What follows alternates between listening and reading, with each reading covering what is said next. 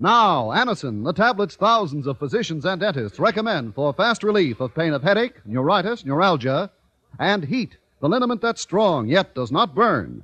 Present Our Miss Brooks, starring Eve Arden. It's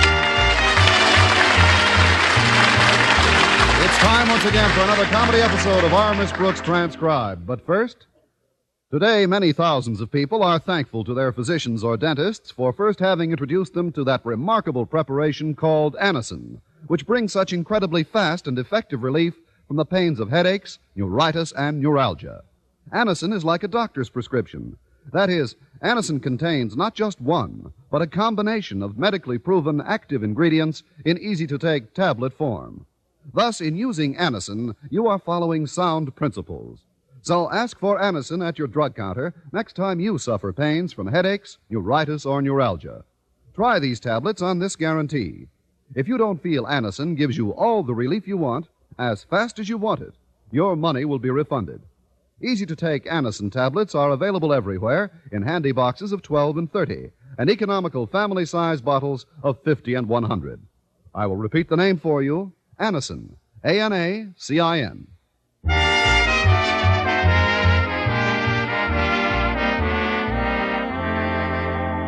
Well, our Miss Brooks, who teaches English at Madison High School, has often heard the old expression, money is the root of all evil. And if it's true, I should be wearing a halo. Any day now, I expect my bank to report me to the Bureau of Missing Persons. Last Thursday, I happened to mention my financial predicament to my landlady at breakfast. I don't know what to do, Mrs. Davis. I simply can't save any money. Oh, it's just as well, dear. Money is the root of all evil. I know. Which reminds me, Connie, you owe me 48 and a half eagles. I mean dollars. Your rent is past due. Let's not live in the past, Mrs. Davis. I'd be happy to pay you if I had the money. You know that. Well, of course I do. Let's forget all about money and discuss something pleasant. Summer's just ahead, Connie. Where are you going to spend your vacation? Well, I thought I'd pack all my clothes and go to the Riviera. The Riviera? That's a pawn shop on the other side of town. Sam Riviera runs it. Well, if I were in your spot, I'd try to get a job with the Deacon.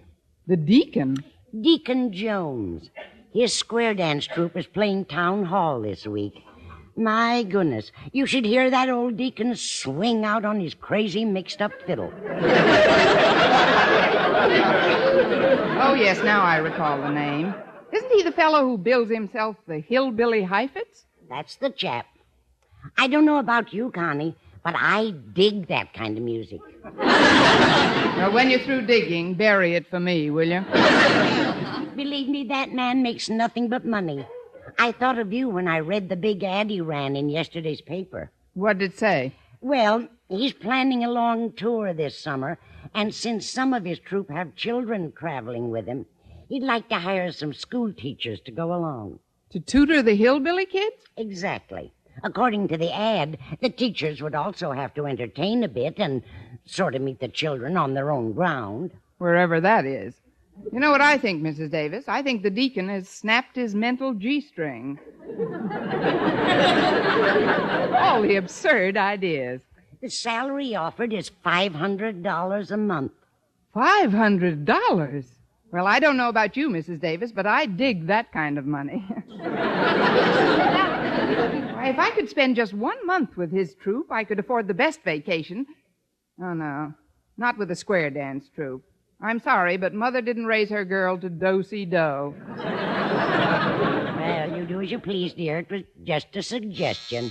Oh, there's Walter Denton to drive me to school. Come in, Walter. Greetings, ladies. Form a line. A nickel a kiss and my lips are divine. Hello, Walter. Pull up a chair. Ain't no food. The cupboard's bare. Why the square dance greeting, Walter? Yo, I'm on a hillbilly kick, Mrs. Davis. When I was in the malt shop with some kids last night, we turned on the radio and got town hall. We danced for 1 solid hour to the music of Deacon Jones. And, Miss Brooks, I have news.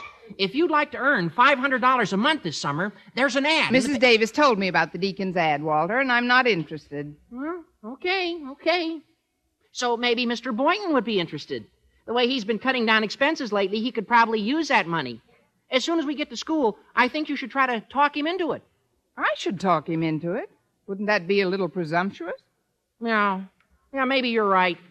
I really think a job like that would be a great experience for you, Miss Brooks, but no, I can see where it might not be so hot for Mr. Boynton. I mean, after all, he's a single guy. Wouldn't know anyone in the troop but you. Have to spend all his time with you, night after night. Just like being married, traveling around, night after night. Like I say, as soon as we get to school, I'll try to talk him into it.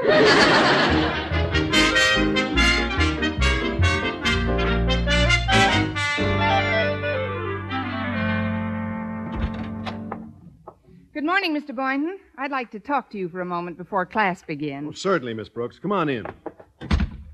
Mr. Boynton, does the name Deacon Jones mean anything to you? Just that he's been visiting local high schools in search of school teachers to tour the backwoods country with his troop at a salary of $500 a month, and that while he was at Henry Clay High yesterday, he announced that our school will be one of his stops this afternoon. Never heard of him, huh? Well, that's fair to middling money for a nice, soft job, don't you think? No, I wouldn't say it's soft. A fellow from Clay High told me the deacon said he'll only employ teachers who are capable of doubling in his show, preferably teachers who have a rural background and who could make the hillbillies feel at home. In other words, he's looking for a cross between Albert Schweitzer and Spade Cooley. Brainy, but homespun. Yeah, that's about it. Naturally, I've given up all hope of landing a job like that. But why? Why? Well, you must be kidding, Miss Brooks. Oh, gosh. Oh, shucks. I wouldn't know how to act like a hayseed. You wouldn't have to act. I mean, with a little rehearsing, it would become natural. I really think a long trip through those hills would do you a world of good. Not to mention me. You? Miss Brooks, surely you couldn't pass yourself off as a rural character. For $500, I could out Judy Canova.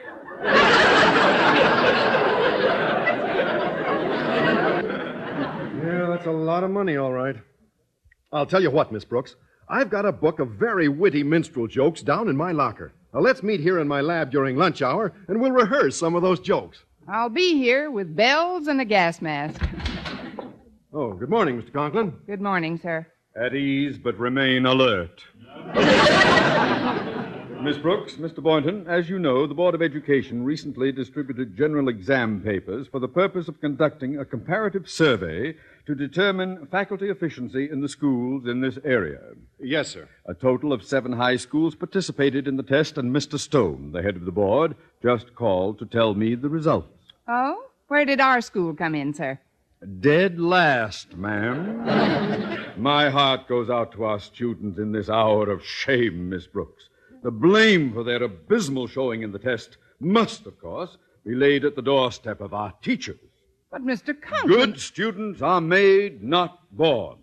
The failure of our students actually reflects the shocking inability of you teachers to cram some knowledge into their into their willing minds. Henceforth, I'll permit no faculty fraternizing during school hours. And I shall now tack a notice on the bulletin board to that effect. That will be all. Goodbye, Mr. Conklin. Bye, sir. Gosh, if we're forbidden to fraternize, we won't be able to rehearse before Deacon Jones comes over this afternoon. Not here in the lab, at least. I know, Mr. Boynton. We'll go underground. Underground? We'll meet in the supply room downstairs. Mr. Conklin hasn't been there in weeks. Well, it's risky, but we'll just have to chance it. After all, our entire summer is at stake. $500. And a whole month in each other's company, Mr. Boynton. You and me, traveling from city to city, just the two of us. Just think of those nights. What the heck with the nights? Think of those days, sightseeing. Searching for curious fossils in strange places. I think I've found mine.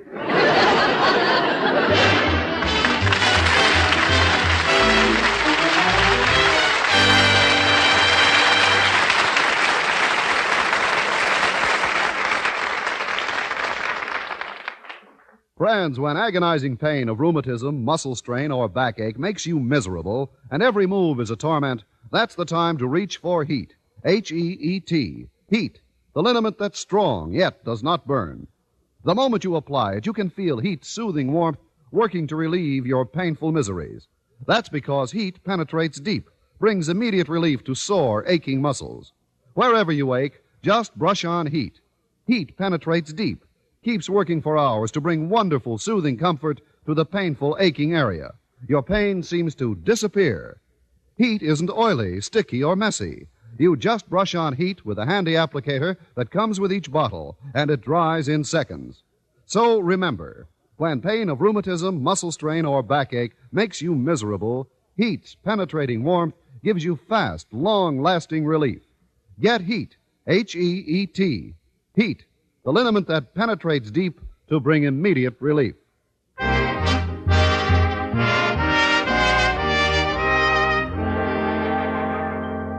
Well, at noon, in direct violation of Mr. Conklin's anti-fraternizing edict, I stealthily scurried down to the supply room for a clandestine meeting with Mr. Boynton, our purpose being to rehearse ourselves into a rural mood for the impending arrival of Deacon Jones, the hillbilly Heifetz. I rapped gently, and in a moment the creaky door was opened, not by Mr. Boynton, as I expected, but by Mr. Conklin's daughter. Enter, friend. Harriet. It's all right, Miss Brooks. I know all about your crazy mixed-up scheme. Who squealed? Oh, nobody. But while you and Mr. Boynton were cooking up your plot in his lab this morning, I happened to be right outside watering his window plant, and I overheard. You and your crazy mixed-up long ear. Did you tell anyone what you overheard? Oh, not a living soul. Just Walter Denton. He wants to try to land a job with the Deacon's troop, too, Miss Brooks.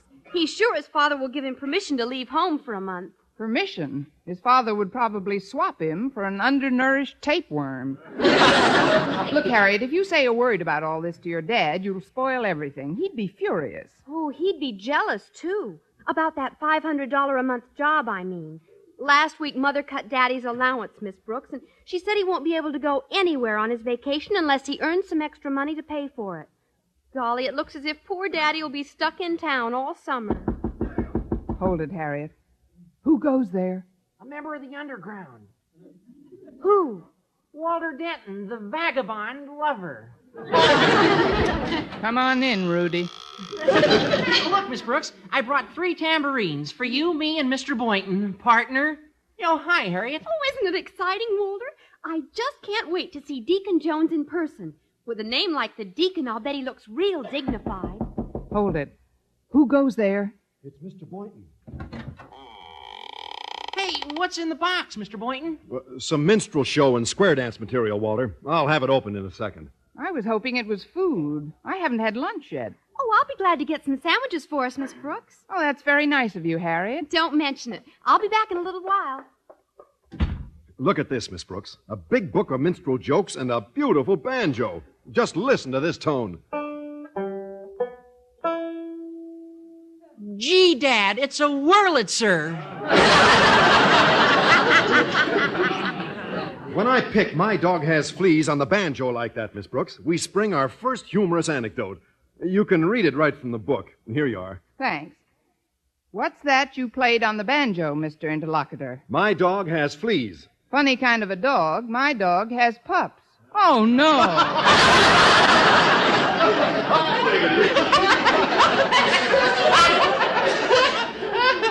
How corny can you get? I don't like your attitude, Walter. I thought that was pretty nifty. Let's get down to some serious rehearsing, Miss Brooks. You read some of those jokes aloud. Meanwhile, I'll sit here with the banjo on my knee. Why not put me on your knee and let the banjo tell those jokes? I memorized the best ones, I think, so I'll coach you. Now, listen. First I say... I just know this one will break me up.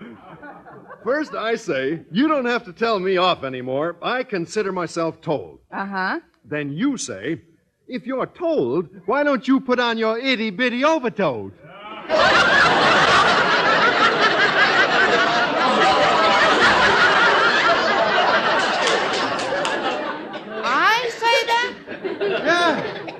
for $5,000. Oh, come on, Miss Brooks. We'll never land those jobs with Deacon Jones if you don't practice. Now put a twang in your voice. But sure, it's not hard, Miss Brooks. If we're going to convince the deacon that we have a rural background, we've got to sound like hillbillies. Well, all right, but I don't... Why, Harriet got those sandwiches pretty fast. Is that you, Harriet? No, but you're close. Run for the hills. It's a revenuer. Mr. Conklin. Holy cow. Well, Miss Brooks? I think I'll put on my itty-bitty overcoat. Now I see how my faculty piffles away its time. Small wonder my students romped off with the booby prize in the comparative survey tests. Well, I have a little bulletin for you. When Mr. Stone called me with those results this morning, he also informed me that the inspector of the State Board of Education is due in town. If he hears of this incident... Well, why should he hear of it, sir? We were merely rehearsing in the hope that we might land a job with Deacon Jones in the summer. There can be no possible explanation, Boynton. It pays $500 a month. That is neither here nor $500? Yes, sir. Get another tambourine, Walter. We have a new end man.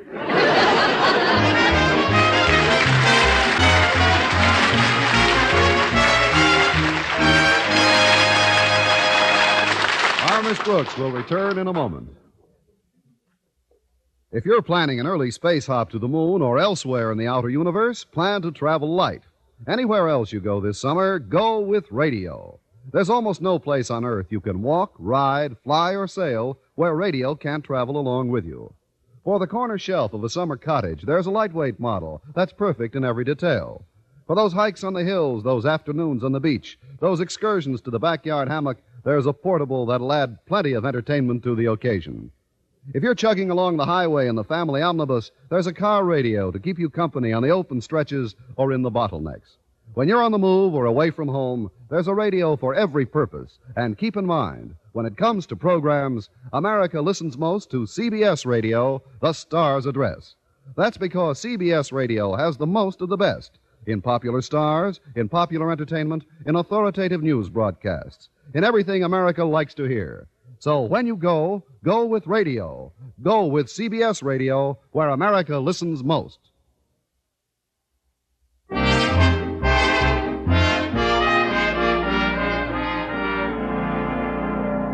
Well, the possibility of a $500 a month job was something too good for the Madison High faculty to resist, even if it meant traveling with a hillbilly band.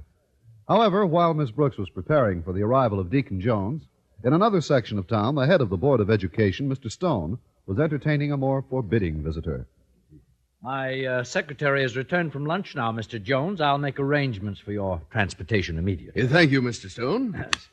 Oh, Dorothy, I've been honored by a visit from the inspector of the State Board, Mr. Matthew Jones. Please see that a car is placed at his disposal immediately. Now then, sir, we have switched the site of your address to our board members and the PTA this evening. Fortunately, Town Hall became available at the last moment. Yes, it seems some hillbilly jazz band encountered rent trouble. They fled the city this morning. I see. I should like to include in my address some facts concerning the comparative survey your board conducted recently. Frankly, I'm interested in the low scores rather than the high ones. Well, the bottom mark was posted by Madison High. I have Madison's test figures right here on my desk if you'd care to examine them, sir. Thanks, I would. Disgraceful. Absolutely shocking. Just look at these individual scores. Walter Denton, 14%. Well, that boy must be a blithering idiot. Either that or he has idiots teaching him.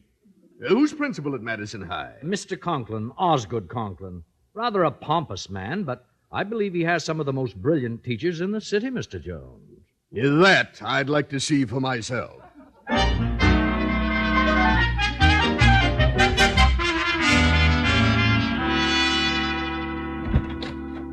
Hello. Is Mr. Conklin in? Oh, I'm sorry. He stepped out of the office just a few minutes ago, but he ought to be back pretty soon, Mr.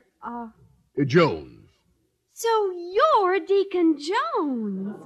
What's that? Oh, please make yourself comfortable, sir. Excuse me. What's your rush, Harriet? He's here, and I guessed right, Miss Brooks. He's very dignified looking. Who is? Deacon Jones. He's waiting in Daddy's office. I'd better pass the word. Excuse me. Well, the deacon. Move over, Daisy May. Here I come. Oh, hello. Well, fry my chitlins if it ain't Cousin Jones. Didn't know nobody was in here, else I wouldn't have come busting in like I done did, savvy?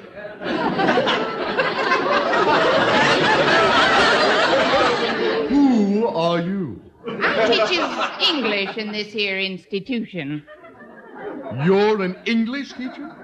Ain't nothing else but. My name's Miss Brooks. Care for a chaw of hog's liver? Thank you, no. Just how long have you been teaching, Miss Brooks? Oh, a heap of years. And believe me, I get a kick out of learning them kids. Only thing is, I kind of miss the folks back home. The folks in the hills. I'm sure a hankering to be back with my people. You may get your hanker sooner than you think. Honest and true, you mean it? I sure do, honey child. Oh, hi there, Mr. Barton. I dropped my Mickey Mouse penknife. I can't find the darn thing nowhere.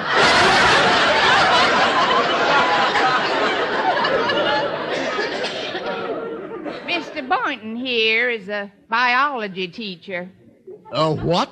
Biology teacher. B-I-O-L... let's see. B-I-E-O... let's see. B-I-O-E... Count your toes.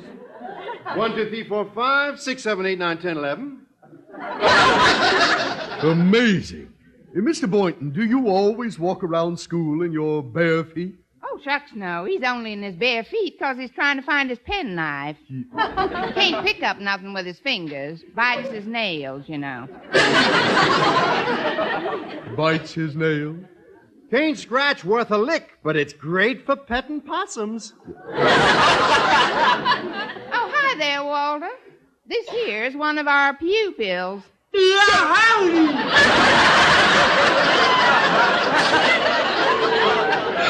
it ain't fair. I was just chasing a mouse and he ducked into a little hole and I could only get my head in. This here is Walter Denton. Naturally. You just call me Walter. W-A-L-L-L. Oh, let's see. W-O-L-E. Let's see now. W-A-W-L. Why'd you just call me Zeke? Z-E-Y? Count your toes, Zeke. 1, 2, 3, 4, 5, 6, 7, 8, 9. Better borrow one from Mr. Boynton. He's got 11. Yeah, I feel a bit weak. You mind if I sit down? Well, dog my catch if we ain't got company. You'll have to excuse my dirty shirt. It's my wife's turn to wear the clean one.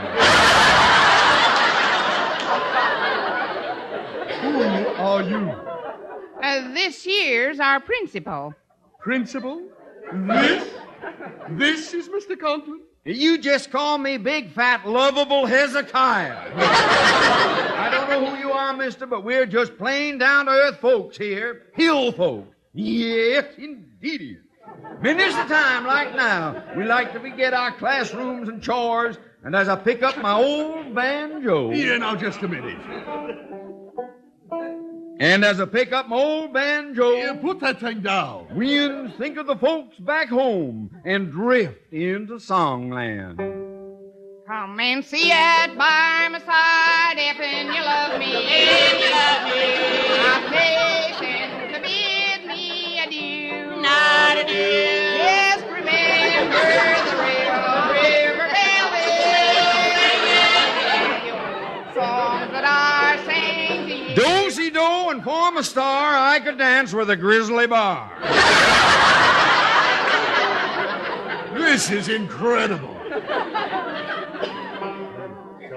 fancy yacht by my side if you love me. Do not hasten to bid me. I learned how to kiss like a glutton, playing trumpet for Ina Ray Hutton. Just remember the Red River Valley and the old songs that I sang to. Every time I dance with Louise, I get a run in my BVD.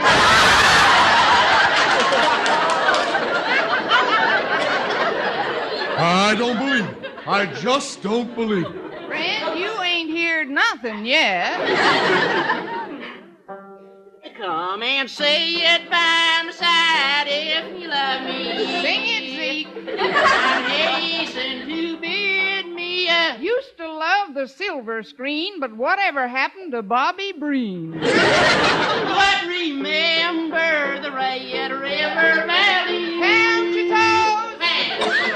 Songs that I sang to. While I was eating an ice cream cone, Bell invented the telephone. Radio songs that I sang to. Went to a taffy pull, and now I know how to milk a cow. Radio songs that I sang to you. I sang to you.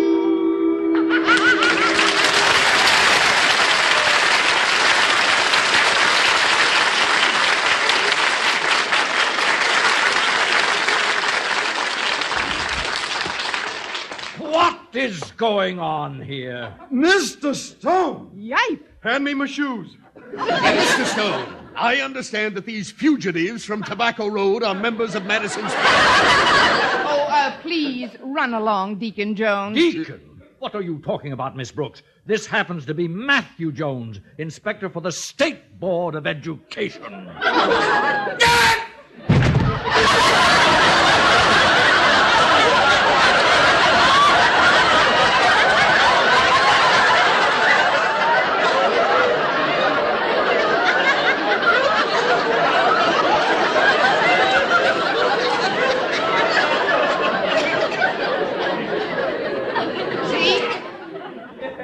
Pick up fat old lovable Hezekiah. He fainted.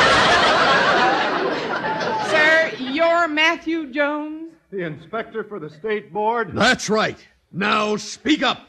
What do you have to say for yourselves? Just remember River Valley and the old songs that I sang to. what good will it do to speak? We are plainly up the creek. Songs that I sang to you, I sang to you.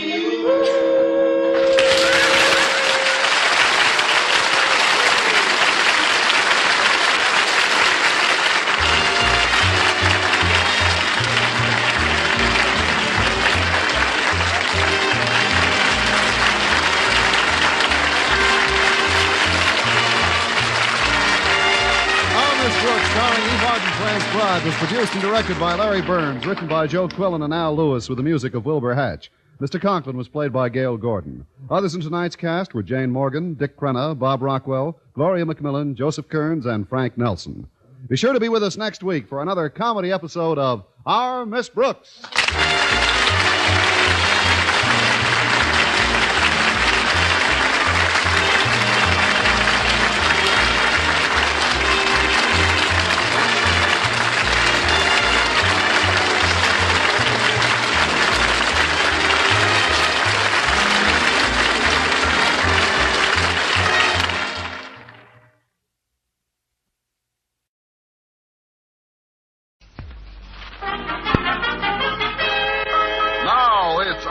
Brooks, starring Eve Arden.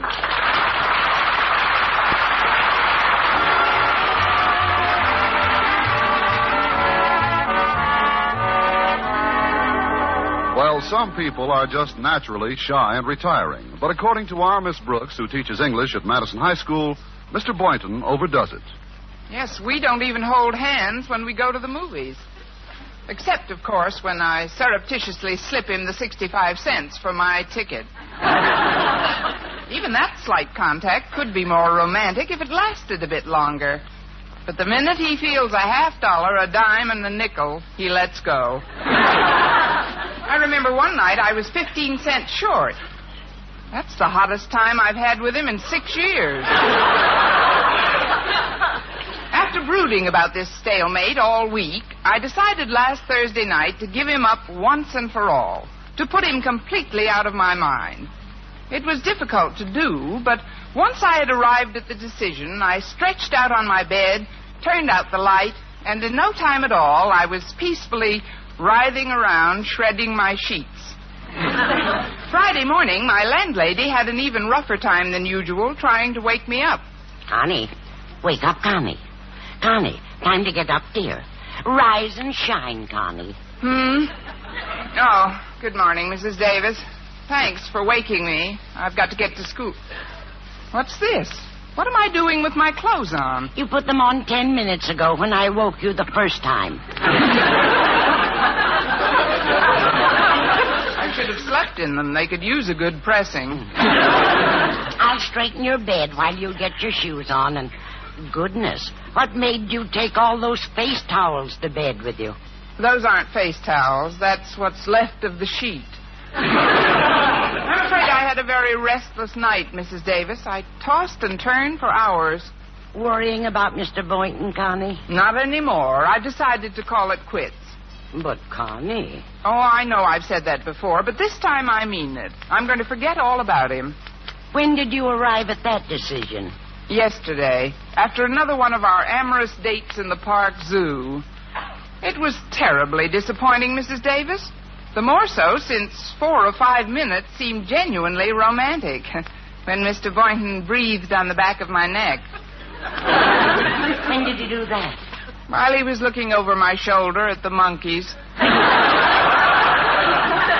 He's a strange man in many ways, Connie, but I'm sure you can patch it up. Well, there's nothing to patch up, Mrs. Davis. I'm just going to put him out of my mind completely. Oh, whatever you say, dear. Now, please put on your shoes and come into the dinette. Breakfast will be ready in a jiffy. You go on ahead. I'll be right in. Oh, gosh, I'm sleepy. Oh, don't take too long, dear. I don't want your grapefruit to get cold. Don't worry. I'll be there in a minute.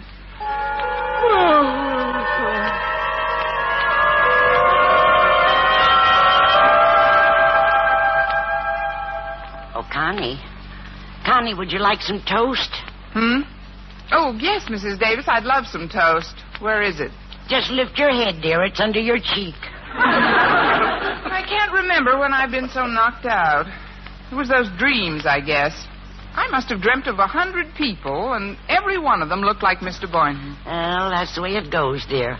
The minute you try to forget someone, he takes over your thoughts completely.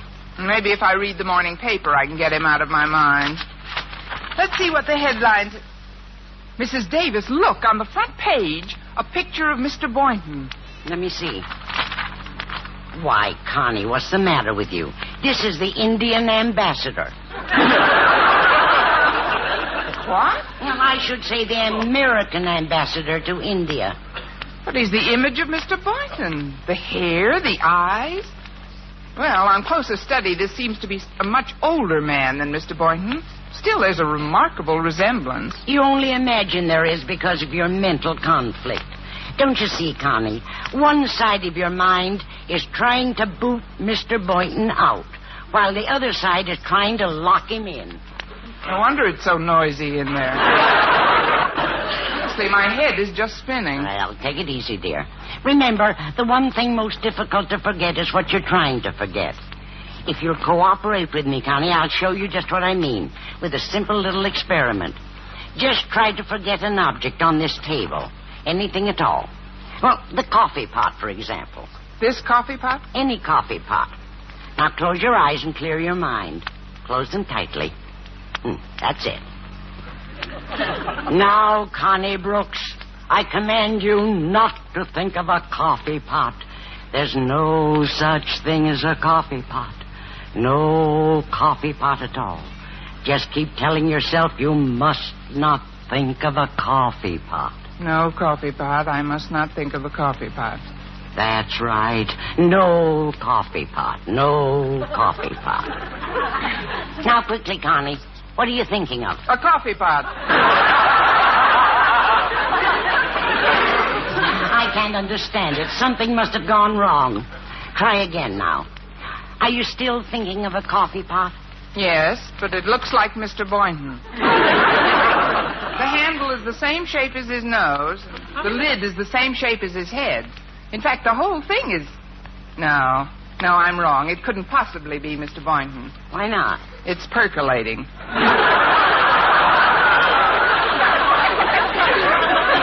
Oh, well, I'll have some coffee. Oh, somebody's at the front door. Oh, there's the phone. We're a big hit this morning. I'll see who's at the door, and you answer the phone, Connie. Hello? Good morning, Miss Brooks. This is Mr. Boynton. Oh. Just what do you want, Mr. Boynton? I called to ask if you'd care to join me this afternoon. Where? At the Museum of Natural History. They're going to exhibit for the first time a red-tailed field mouse from France. Should be very exciting. A French field mouse? That's right. Well, kiss him on both cheeks for me. I can't make it. I don't quite understand your attitude, Miss Brooks. You sound rather unfriendly this morning. Excuse me, Connie, but there's 5 cents postage due on this cookbook that just arrived, and I haven't a bit of change. Would you pay the postman for me? He's waiting at the door. Oh, certainly, Mrs. Davis. Hold the phone a minute, will you, Mr. Boynton? All right. I understand Mrs. Davis owes you... Yipe! What seems to be the trouble, ma'am? Mr. Boynton, what are you doing in that postman's outfit? And how did you get off the phone and over here so quickly? Did you say Boynton, ma'am? My name is McDonald. I'm the new postman in this district. Now, if you'll kindly give me a nickel that's due... Here's your nickel, Mr. McDonald, but please do me a favor. Wait here just 1 minute. It's very important. Okay. Hello? Are you still there, Mr. Boynton? Well, yes, Miss Brooks. That's all I wanted to know. Bye. Mr. McDonald? Oh, yes, ma'am. Bye. Mrs. Davis, why didn't you tell me that our new postman is the image of Mr. Boynton? What are you saying, Connie? Mr. McDonald doesn't look any more like Mr. Boynton than I do. And he's got a thick Scottish burr. Burr? He doesn't have any more Scottish burr than a French field mouse. Or an Indian ambassador. Now, dear, pull yourself together. You see, Connie, when my sister Angela was being treated for her absent-mindedness, I learned quite a bit about psychiatry. Well, what has that got to do with me? Just this, dear. As a result of your decision to break things off with Mr. Boynton, you are suffering from a combination of visual and auricular hallucinations. You see Mr. Boynton's face on other people because you want to see it. You hear his voice because you want to hear it. All this may be likened to a mirage. You see what I'm driving at? Exactly. You're trying to tell me that I'm perceiving objects which have no foundation in fact. I'm experiencing sensations which have no actual external cause, and that I am, in general, blowing my cork. Oh, it's not that bad, dear. Not that bad. When everybody I see looks like... Wait a minute. Why don't you look like Mr. Boynton to me?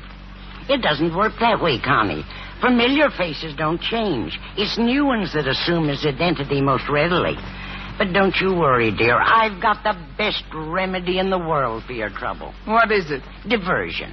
I'm going to give a big party here tonight.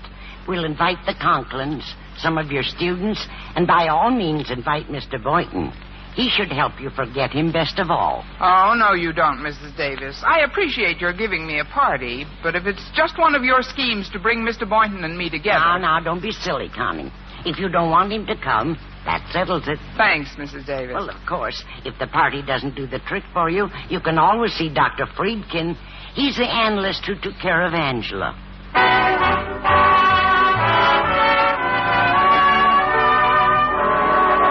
I finally got to school, but spent the whole morning like someone in a dream. Reality seemed to return when I stood in front of the steam table in the school cafeteria and set some lunch on my tray. Hello, Miss Brooks. Hello, Mr. McDonald. I was just about... Mr. McDonald, what are you doing at school? Shouldn't you be delivering the U.S. mail? Miss Brooks, I'm Mr. Boynton. What have I got to do with the U.S. mail?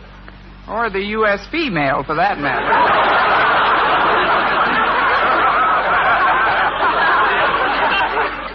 How's the field mouse from France? Well, now that you mention it, I heard this morning that the exhibit's been called off. The French field mouse never got here. Seems there was a strike, and the boat he was on couldn't leave port.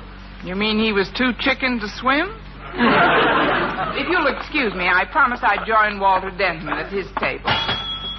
I really don't understand why you're giving me the cold shoulder today. If my shoulder is cold, Mr. Boynton, it's only because somebody blew a big chance to warm it up. I don't quite understand that either. Well, maybe some of your companions at the zoo could explain it to you. Now, look, if there's something I've done that why are you staring at me so strangely, Miss Brooks? Oh, I was just wondering.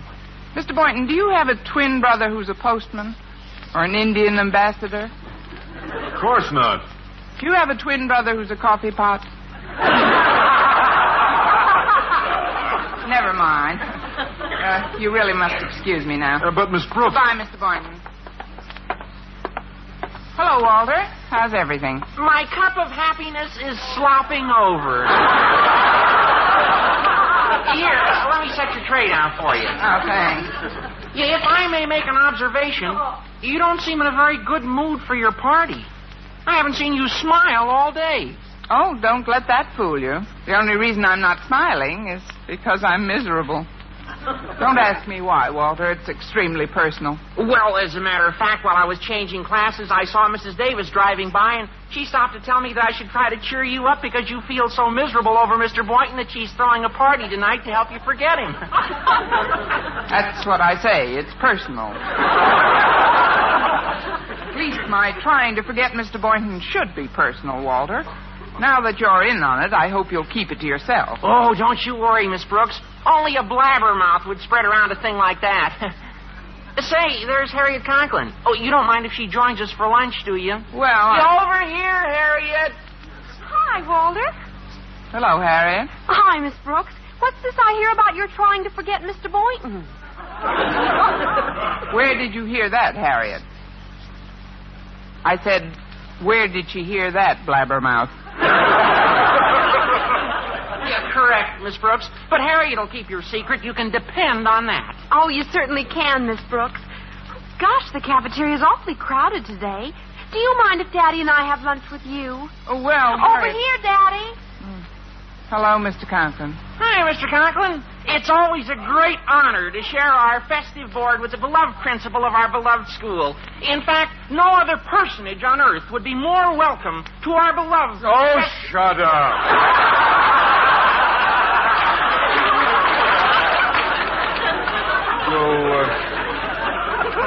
Go and order my lunch, Harriet. All right, Daddy.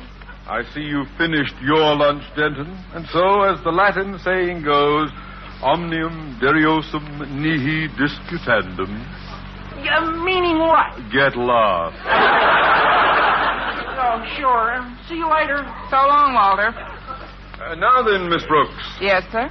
What's this I hear about you trying to forget Mr. Boynton? I don't know. What's this you hear about me trying to forget Mr. Boynton? I don't know. What's this I hear about you trying to forget Mr. We're in a rut, sir. Frankly, I don't care to discuss my personal life. As my principal, you're empowered to question me only on those matters which are pertinent to school business. This does concern school business. You're supposed to spend 6 hours of every day in your classroom, Miss Brooks, and yet most of that time I see you in the hallway galloping after Mr. Boynton like a hopped-up gazelle. If you really intend to forget him, therefore, I can look for an improvement in your work. I can only assure you, Mr. Conklin, that not only is there absolutely nothing between Mr. Boynton and me, but there's going to be less. Good.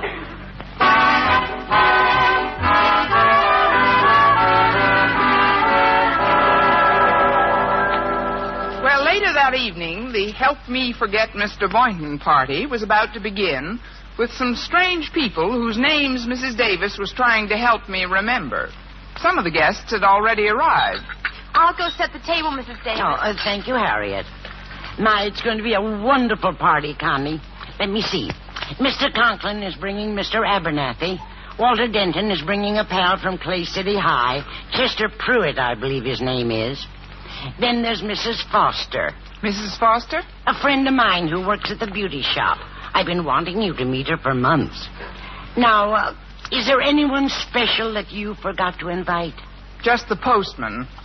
I can't get over how closely he resembled Mr. Boynton when I met him this morning. Even his voice was the same. I told you, Connie, you created such a violent mental conflict when you decided to forget Mr. Boynton that your eyes and ears played tricks on you. If you'll call Dr. Friedkin, my sister's analyst, he'll explain it to you in a minute. Well, I'm hoping this party will be all the medicine I need to make me forget that Mr. Boynton ever existed. Miss Brooks, Daddy is so hungry, he said he could eat his weight in cold cuts. Well, I'm not going to cook a moose just for him. He'll have to be patient, Harriet. Is Mr. Abernathy with him? Oh, not yet. He stopped at the store for something. But Walter and his pal Chester Pruitt are here. Cute boy. They're playing marbles on the rug. Yeah, that's nice. But you ought to go in and chat with your guests, Connie. I'll finish preparing dinner. All right, Mrs. Davis. Hello, Mr. Conklin. When do we eat? Well, you'll probably eat while I'm carrying dinner to the table. It'll just be a few minutes, sir. Oh, I suppose that's Mr. Abernathy at the door. I'll get it. Yes, sir. Well, how are you tonight, Walter? No, just fine, Miss Brooks. Pick up your marbles, Chester. Miss Brooks, this is Chester Pruitt. Oh, pleased to meet you, Miss Brooks. Whoops! Oh, come now. What sort of a gag is this, Mr. Boynton? Mr. Boynton? No, this is Chester Pruitt, Miss Brooks. But he's the image of Mr. Boynton. That is, to me, he resembles him very much. But then... Would you move your feet a little, Miss Brooks? I want to look around the floor. Wait a minute, I've got to get this straight. Oh, please, Miss Brooks. I haven't got all my marbles. You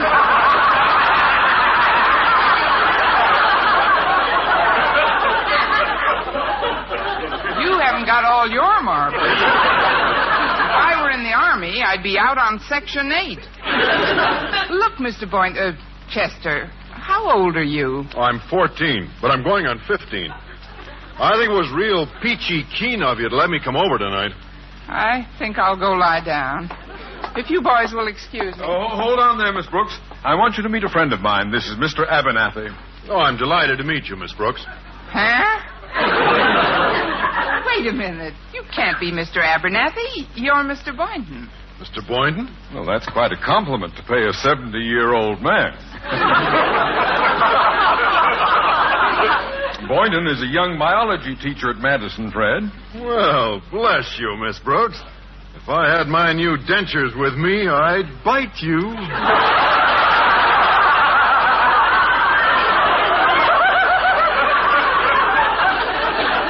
Excuse me a minute. Will you get the coffee, Connie? Not now, Mrs. Davis. Walter, take a good look at Mr. Abernathy. Okay? Now take a good look at Chester Pruitt. Now give it to me straight. Does either of them resemble Mr. Boynton? Not in the least. Uh-huh. Mrs. Davis. What is it, Connie? What's Dr. Friedkin's phone number? I'm ready for the couch. What's that, dear? Never mind, I'll look it up. Oh, come on, Miss Brooks. I'll help you get the coffee. You know, you seem kind of unsteady on your feet, Miss Brooks. But don't worry, you'll feel better after you eat. Yeah, sure. Yeah, I'd better take this coffee pot here and Oh, not that one. That's the one that looks like Mr. Boynton. Come again? There's no time to explain now, Walter. I've got to look up Dr. Friedkin's number in this phone book. C-E-F-F-A-E-F-L-F-R-F-R-I. Into the living room, Walter. The kitchen is just for us girls. All right, Mrs. Davis. Just trying to help. Oh, hi, Mrs. Foster. Good to see you. F-R-I-E-D-F-R-I-E-D-K-I... Connie, I want you to meet an old friend. Oh. This is Mrs. Foster. How do you do? Oh, no. I'm happy to know you, my dear. Mrs. Davis has told me and my husband so much about you. I'll leave you two alone and let you get acquainted. See you later. You'll forgive me for staring, Mrs. Foster, but there's something about your face. Yes, I know, but it can't be helped. Beautician or no beautician, I'm not the girl I used to be. That you can say louder. I mean, you look so very much like someone, and yet as you stand here in that off-the-shoulder dress... Oh, I'm so glad you like it, my dear. I made it myself. Of course, I don't do quite as much sewing lately as I used to. You don't? No. Not since the baby came. You have a baby? Well, what is it, a girl or a Boynton? I mean... Is it a boy? Well, my last born is a boy. I have 7 all told. Heavens, I don't know what I'd do without the diety service. But, Miss Brooks, you look rather pale. Naturally. My blood just left for Dr. Friedkin. You'll have to excuse me now, Mrs. Foster. I've got to make a very important phone call. If you'll step into the living room... Oh, but I don't know any of your guests aside from the Conklins and Walter Denton, Miss Brooks. Could the phone call possibly wait until you've introduced me to the others? Well, all right. Follow me. Mrs. Foster, this is Chester Pruitt. Hello, Chester. Chester, Mrs. Foster. Hello, Mrs. Foster. Mrs. Foster, Mr. Abernathy. Hello, Mr. Abernathy. Mr. Abernathy, Mrs. Foster. Hello, Mrs. Foster. Well, now that you've all met yourself... Oh, just a minute. There's one you haven't met, Miss Brooks, in the baby carriage right behind you. Baby carriage? I took the liberty of bringing the baby with me. He's only 6 months old, and the other children are a little rough with him. Ah, the little doll playing with his rattle.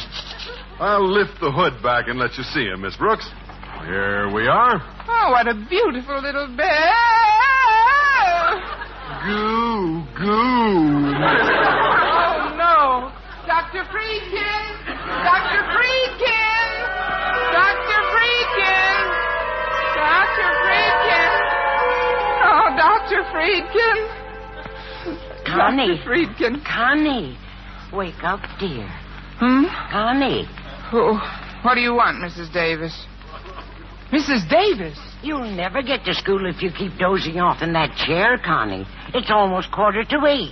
Mrs. Davis, has Mr. McDonald been here yet? The new postman? What are you talking about? Our postman is still old Mr. Fitzgerald. He's been with us for years.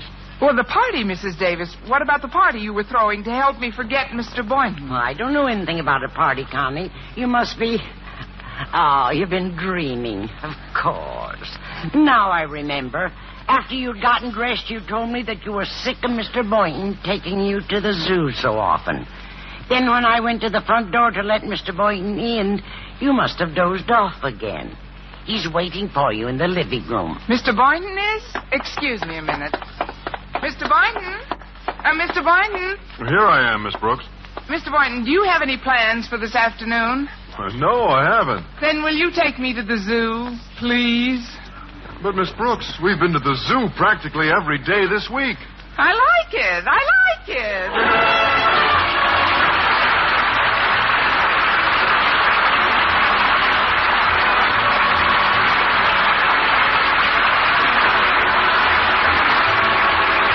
Miss Brooks, starring Eve Arden, transcribed, was produced and directed by Larry Burns, written by Joe Quillen and Al Lewis with the music of Wilbur Hatch. Mr. Conklin was played by Gail Gordon.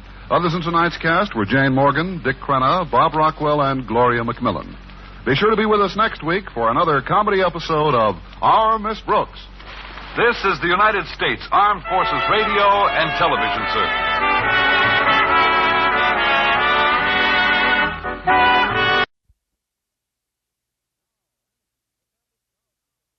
Now, Anacin, the tablets thousands of physicians and dentists recommend for fast relief of pain of headache, neuritis, neuralgia, and heat. The liniment that's strong yet does not burn. Present Our Miss Brooks, starring Eve Arden.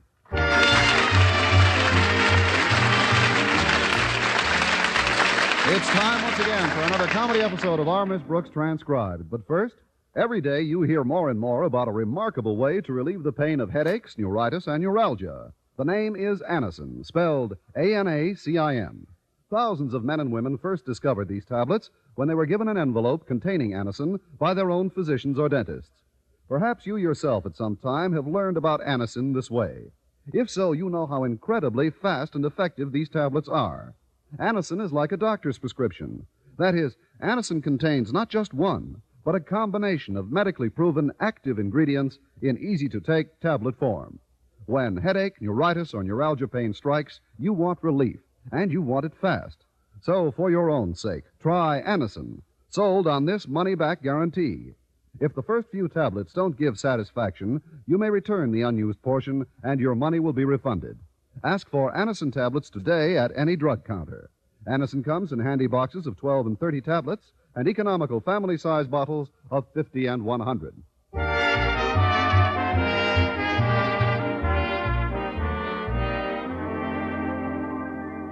Well, like many of us around this time of year, our Miss Brooks, who teaches English at Madison High School, has been making plans for a summer vacation.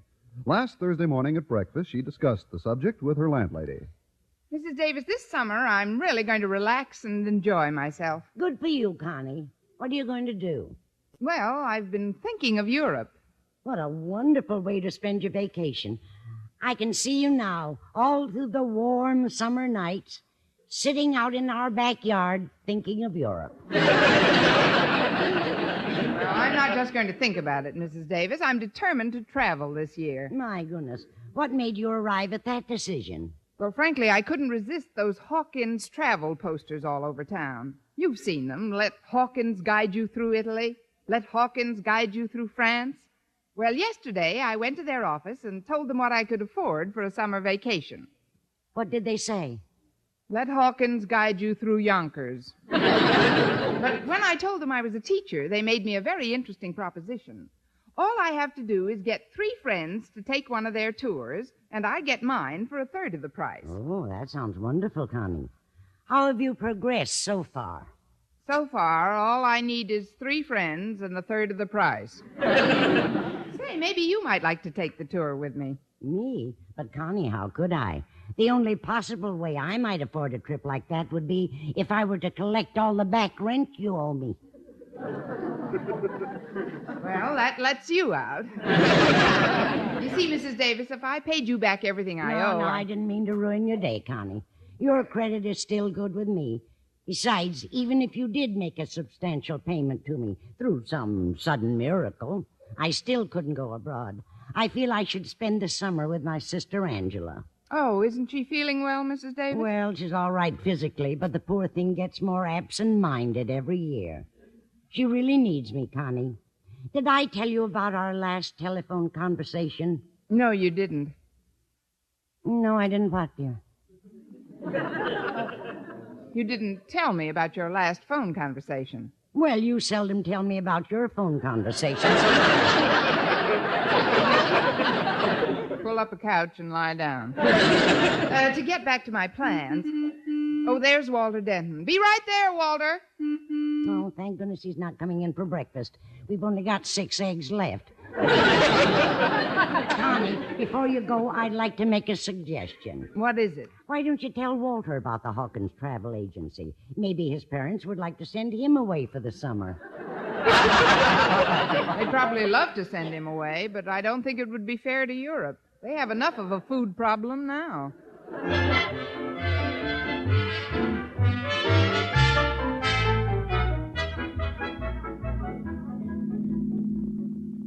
There's something different about the car today, Walter. You've made it very cheerful somehow. Just by adding you, Miss Brooks? No, there's something plus me.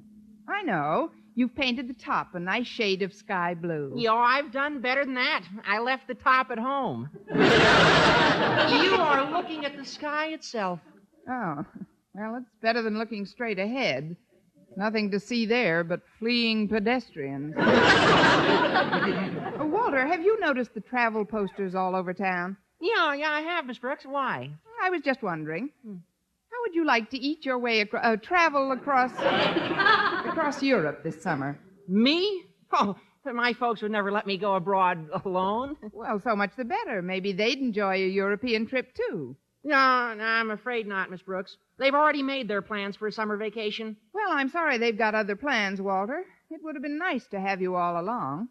But along? Are you going abroad, Miss Brooks? I'm trying to. If I tell you something in strictest confidence, will you promise to keep it quiet? My jaws are a steel trap. That I know. Just be sure you keep them shut. The truth is, Walter, if I can get 3 other customers for the Hawkins agency, I can tour France and Switzerland for 1/3 of the regular price. Gosh, that's a wonderful deal, Miss Brooks. Have you thought about Mr. Conklin? Only when I eat something heavy before going to bed. Mr. Conklin never takes his family any place but to Crystal Lake. They have a cottage there, you know. Yeah, I know, but Harriet told me that her mother's fed up with it and would very much like to travel this summer. Look, why don't you drop in and have a heart-to-heart talk with Mr. Conklin? I don't know, Walter. As a rule, he isn't very partial to suggestions that come from me. But Harriet and Mrs. Conklin have been buttering him up for weeks. All you'd have to do is apply the final coat. And if I may be permitted a personal observation, Miss Brooks, you are without a doubt the greatest little salve artist since Florence Nightingale. Oh, thank you, Dr. Kildare.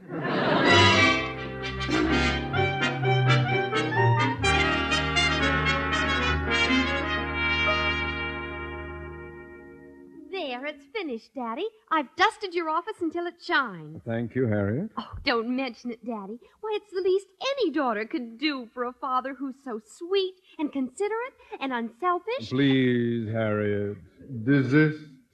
All that butter's taking the starch out of my collar. However, I do appreciate your getting my office in shape.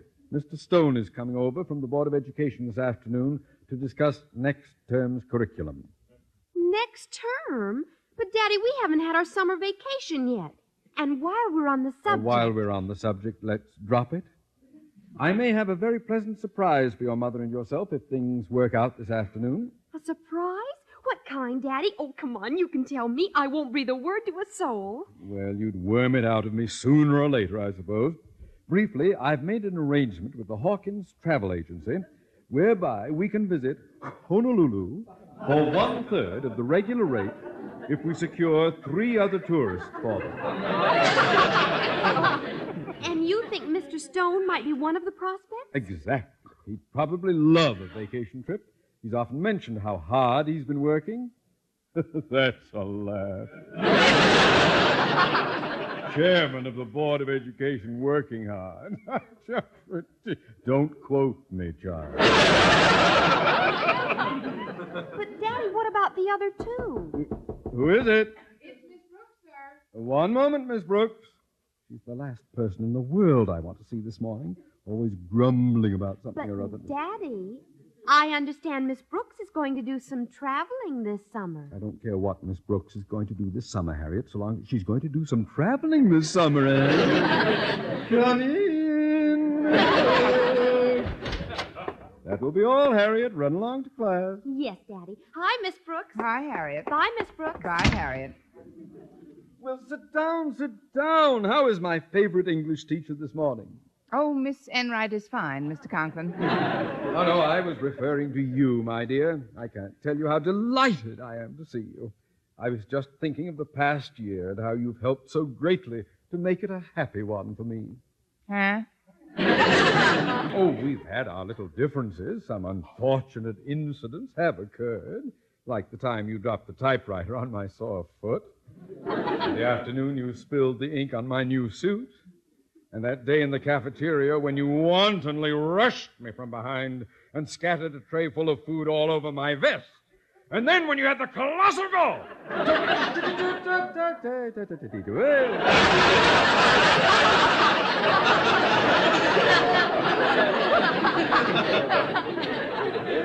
This is all water under the bridge, isn't it? What I started to say was that I wouldn't have known what to do without you. Well, that's very sweet of you, Mr. Conklin. Not at all. Where would Madison High School be without teachers like yourself? And where would we teachers be without a principal like yourself? Oh, you're very kind, Miss Brooks. You're generous, Mr. Conklin. You're loyal. You're sincere. You're honest. You're benevolent. You're true blue. Oh, I'm sorry if I forgot to wait my turn.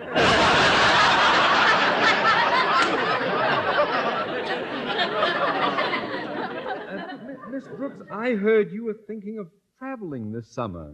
And I heard you were thinking of traveling this summer. Yes. I was considering the possibility of a trip to Honolulu. I was considering Switzerland. You'd love Honolulu, Miss Brooks. Oh, you'd be wild about Switzerland, Mr. Conklin. Honolulu is so relaxing. Switzerland is so invigorating. It's so colorful. It's majestic. It's delightful. It's awe-inspiring. It's... Oops, you almost missed your turn again. Well, Miss Brooks, wherever you do elect to travel, I'd like to call a certain agency to your attention. Have you heard of the Hawkins Travel Agency? Oh, yes, indeed. They're very efficient. They're extremely alert. They're up to the minute. They're progressive. I pass. Let's just say we agree that the Hawkins Agency is the one we'll both use this summer. Fine. You've been most cooperative, Miss Brooks. Well, you're sweet to say so. You're extremely thoughtful. Mr. Conklin, before we go around again, there's something I'd like to say. What's that, Miss Brooks? This is the first time I've ever heard of two people polishing the same apple.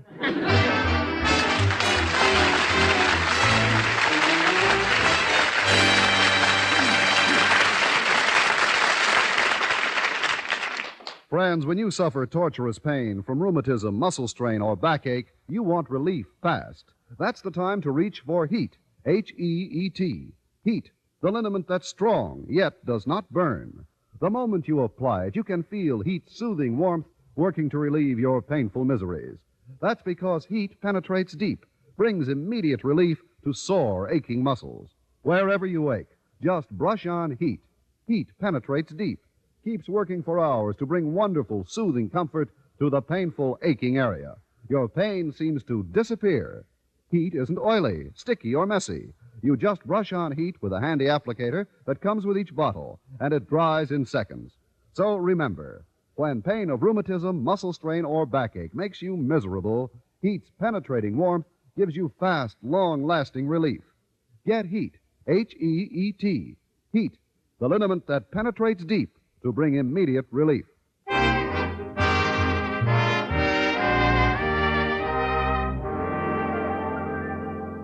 Well, Miss Brooks thought she had a great proposition when the Hawkins Travel Agency agreed to take her through France and Switzerland for a third of the regular price if she'd provide 3 other tourists. Mr. Conklin, however, has made the same deal with them, and so far he and Miss Brooks have succeeded in selling just one other person on the service, namely each other. In the school cafeteria at lunchtime, Miss Brooks is awaiting prospect number 2 in the person of Mr. Boynton, as the person of Mr. Boynton is completing an important phone call in the booth across the room. Well, things are going just fine so far. Yes, I've got one of the customers I need for our deal all sewed up, Mr. Hawkins. When I told him I was going to use your service, too, our principal all but jumped down my throat. Now all I need are 2 more, and I'll be on my way to Mexico. No, I don't anticipate a bit of trouble. One of my prospects is waiting to have lunch with me right now. Well, thank you, Mr. Hawkins. Hasta la vista.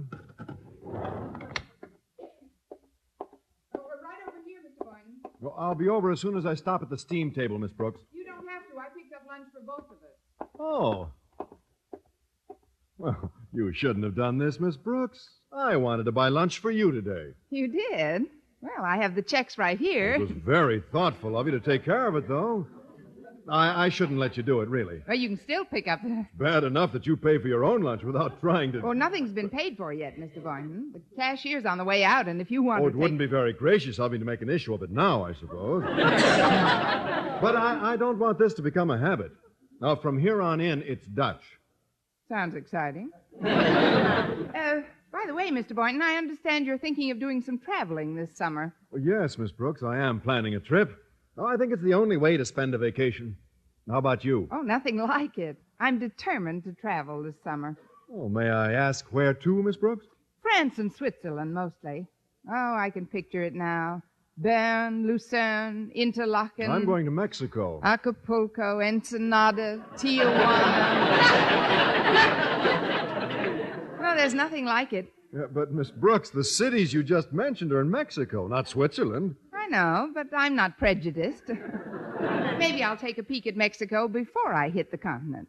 Or better yet, maybe I can persuade you to come to Europe with me. I don't know, Miss Brooks. Mexico's pretty exciting. Switzerland's invigorating. Mexico is so colorful. Switzerland is so majestic. Mexico is so romantic. Switzerland is so Mexican.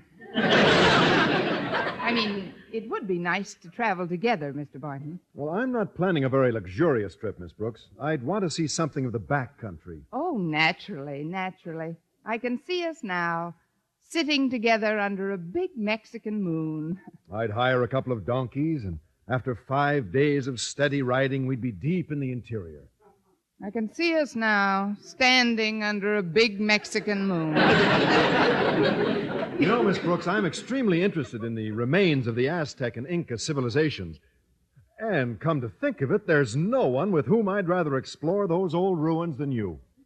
I don't know whether to feel flattered or have my face lifted. But, Mr. Boynton, wherever we decide to go this summer, I think a good travel agency is most important, don't you? Oh, yes, I do. Have you heard of the Hawkins Agency?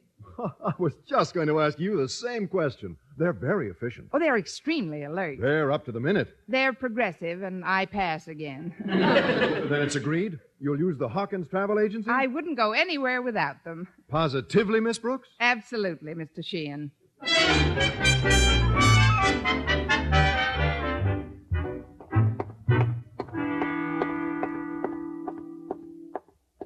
Wait up a minute, Miss Brooks. Oh, hello, Walter. Oh, I'm glad I caught you before your next class. I've been anxious to find out how you did with Mr. Conklin this morning. Wonderfully, Walter. He's promised to use the Hawkins Travel Agency this summer. And better than that, so has Mr. Boynton. Now all I need is one more customer, and it's gay Paris for little me.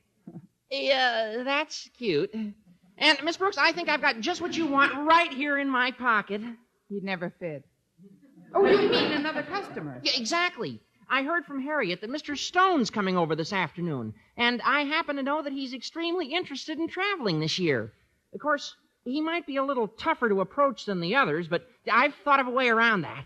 Walter, what would I do without you? Ooh, don't even think of such a bleak prospect. But, Miss Brooks, if you're going to sell Mr. Stone on a trip, you've got to do it graphically. Not just with words, but with gestures and costumes. Yeah, I figured that out, too. In the home economics room is a complete wardrobe designed for the senior show. Oh, there's one black satin gown in particular in there that's guaranteed to make young men old and old men young. Kel garment. Ooh, la la. How do you know it'll fit me? Yeah, the tighter the better, n'est-ce pas? Well, you want Mr. Stone's eyes to bulge, don't you? Bulge, yes, but I don't want them to roll down his cheeks. I suppose it's worth a try, though. A try? Why, in this dress, you'll look like a continental spy. Please, Walter, I just want to go abroad for the summer. I don't want to be deported.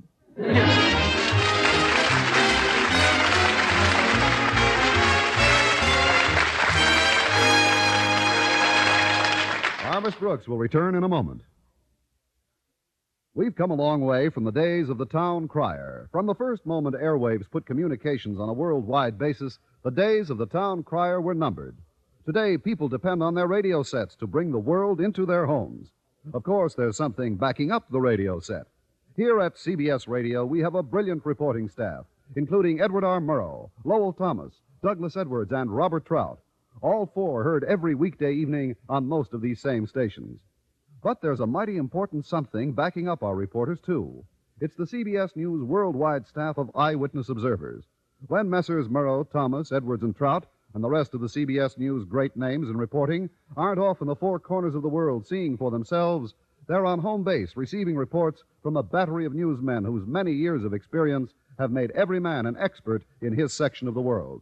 For top reporting backed by keen experience at the scene of the news, make CBS News your listening post on history, daytime or night, throughout the week.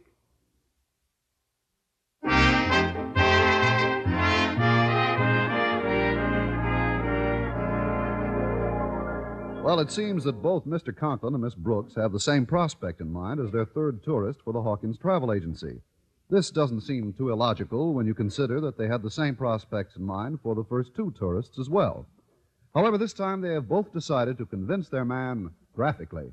Well, Harriet, if Mr. Stone will fall for the line of malarkey, if he'll act upon my suggestion, that is, if he'll utilize the Hawkins Travel Agency this summer, we'll get a trip to Honolulu for practically nothing. Oh, it sounds great, Daddy. And this costume you've put on should certainly help to convince him. We were lucky to find a flower lei and this uke in the senior show prop box. They go beautifully with that gay Hawaiian shirt you're wearing. Well, we can only hope that... Oh, that must be Mr. Stone now. I'd like to talk to him alone, Harriet. All right, Daddy. I'll go out through your inner office. Good luck.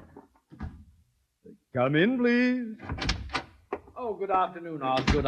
Oh, pardon me, madam. Oh, you were right the first time, Mr. Stone. It is indeed I, Osgood Conklin. Aloha, sir. What? No doubt you're wondering why I'm dressed in this manner. Oh, no. All my principals come to school with flower leis around their necks. Well, I could explain very rapidly, Mr. Stone, but first let me ask you something. Does this costume of mine give you any ideas? I should say it does. But before I have you dismissed, I'm going to find out where you're hiding the bottle. I never touch intoxicating beverages, Mr. Stone. I'm merely trying to create a mental image for you. A mental image? I want to go back to my little grass shack in Kealaka'u, Oh, no! with the huma huma nuka nuka apa ooh ah swimming by.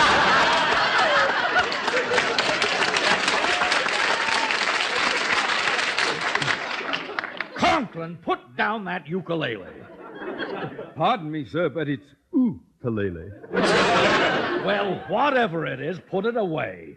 Have you taken leave of your senses? Why, no, sir. It's just I heard you're contemplating a trip this summer, and, well, I thought I might be able to give you an idea of where to go. No, I could easily give you an idea of where to go. You see, I'm well aware of the efficacy of a graphic description. That's why I'm clad in this fashion. I, Mr. Stone, represent Honolulu. Honolulu? What are you trying to do? Keep people on the mainland this summer? Come in. Mr. Boynton. What are you doing with that sombrero on? And that horse blanket draped over your shoulder. Boynton, are you posing as a Mexican? Si, senor. Now listen to me. No, you listen, Mr. Conklin. Allá en el rancho grande, allá donde viví. Había una rancherita que alegre me decía,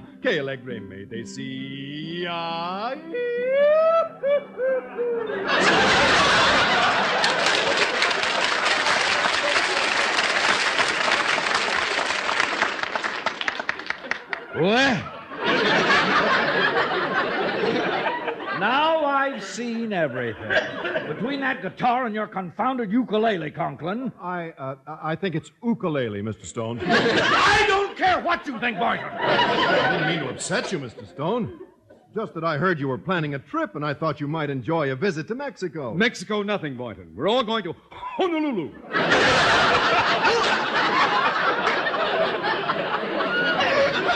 I don't like to contradict you, but I haven't decided yet where I'm going, Leilani. Then I still have the chance. Allá en el rancho grande, allá donde viví. Now cut that out! Conklin, I came over here to discuss the curriculum for next semester.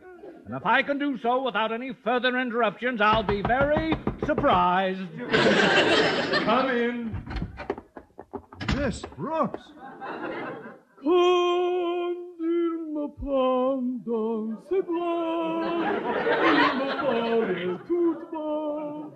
Je vois la bien rose.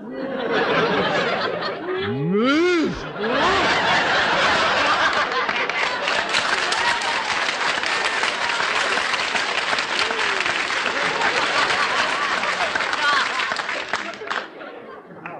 And they say television isn't bringing back vaudeville. Brooks, what are you doing in that Parisian gown? And an alpine hat. He's probably trying to represent France. But naturellement. And Switzerland. But certainement. Both? But of course not. Oh, there is nothing like Paris in the summer. The Arc de Triomphe, the Rue de la Paix, the Place de la Concorde, and Piccadilly Circus. Miss Brooks, Piccadilly Circus happens to be in London. Righto, Governor, but if you were so nearby, you wouldn't want to miss that now, would you? Now, see here, Miss Brooks. Then when you leave Paris, you must come with me to Switzerland. In the alpine villages that are French, you will find the wine, the women, and the song. Yes, I'm sure that's true, Miss Brooks. And then we go to the Bavarian Alps. Immediately you notice there is a big difference. A big difference? Yeah. There, with the women and the song, you get beer. Ach, und what beer? 2 bottles, and you ski down the whole mountains without your skis.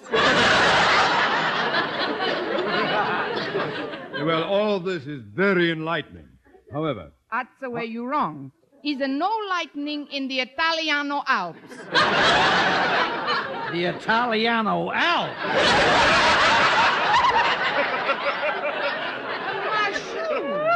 What's the matter? You no remember Switzerland's Italiano colony? Pasta Fazool. Well, I don't know about the rest of you, but to me this sounds like Arthur Godfrey and his enemies. Well, I was just trying to convince you to travel through Switzerland this summer, Mr. Stone. I'm afraid I have no intention of going to Switzerland, Miss Brooke. Good. Oh, quiet, Boynton! I'm not going to Mexico either. Of course he's not.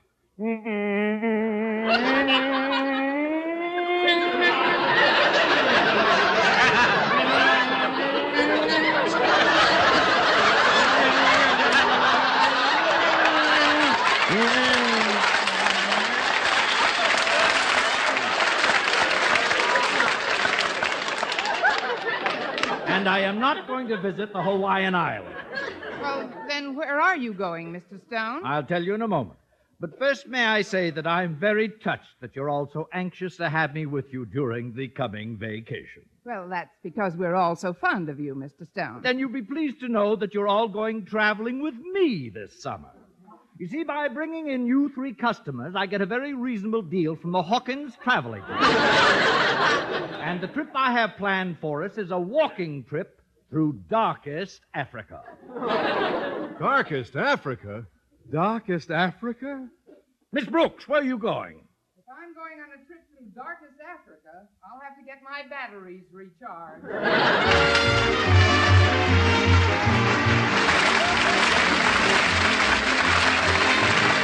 Our Miss Brooks, starring Eve Arden, transcribed, is produced and directed by Larry Burns, written by Arthur Alsberg and Al Lewis with the music of Wilbur Hatch. Mr. Conklin was played by Gail Gordon. Be sure to be with us next week for another comedy episode of Our Miss Brooks.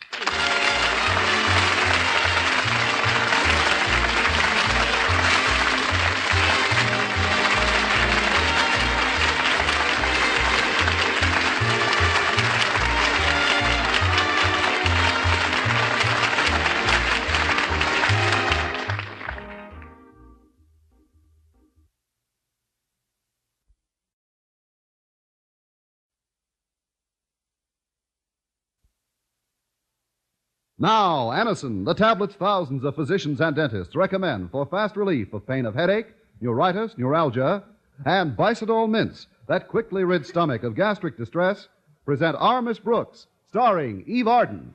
It's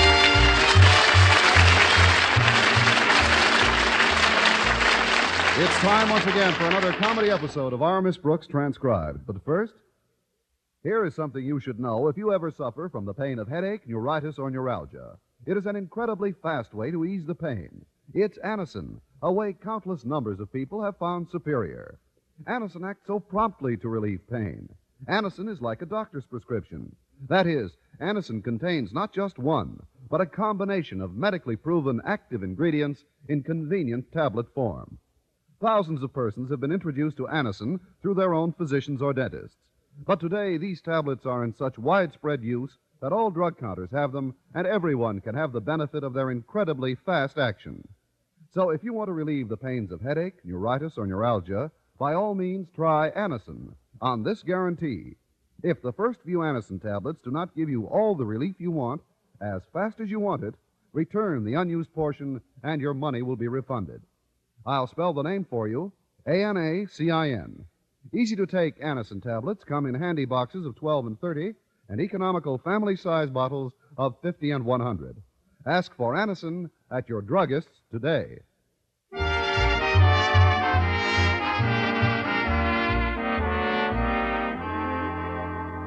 Well, various principals have various methods of running their schools. Nobody is better acquainted with this fact than our Miss Brooks, who teaches English at Madison High School. Now, you take her principal, Osgood Conklin. And I wish you would. Mr.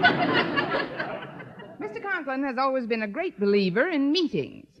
These invariably occur early in the morning before first class. This is to ensure that everyone will be as brisk and chipper as a damp pen wiper. Our most recent meeting took place in his office last Friday morning. Present were Mr. Conklin's daughter, Harriet, president of the student body, Mr. Boynton and myself as faculty advisors, and Walter Denton, editor of the Madison Monitor. This meeting is now called to order. As in the past, parliamentary procedure will prevail. How extremely alliterative. Parliamentary procedure will prevail. Silence. If you wish to speak, kindly raise your hand. The chair recognizes Walter Denton. Walter Denton says, "Thank you, Chair." All I wanted to know was, why did we have to get here so early? Couldn't we have held this meeting later? Quiet. The chair recognizes its lack of judgment in recognizing Walter Denton. However, the reason for this meeting can be told in 2 words. The first one is excessive. And the second? Please, Walter, don't interrupt. That's right, Walter. Just listen. Come on, Mr. Conklin. Drop the other word. The other word is noise. Noise? Excessive noise? That's why we're here? Because of excessive noise? This is beginning to sound like choir practice. What kind of noise do you mean, Daddy? I mean the noises that penetrate this office while I am trying to work. You mean when the students are changing classes? Yeah, and they make sounds like shuffle, shuffle, shuffle. Hey, Charlie, want to play handball after school? I don't know, Fred. Old Lady Nelson might keep me in. I'll be able to tell you during lunch period. Okay, Charlie, see you in the cafeteria. Hey, Fred, I bring my lunch. I can't eat that slop in the cafeteria. Well, then how I'd be able to... Oh, shut up!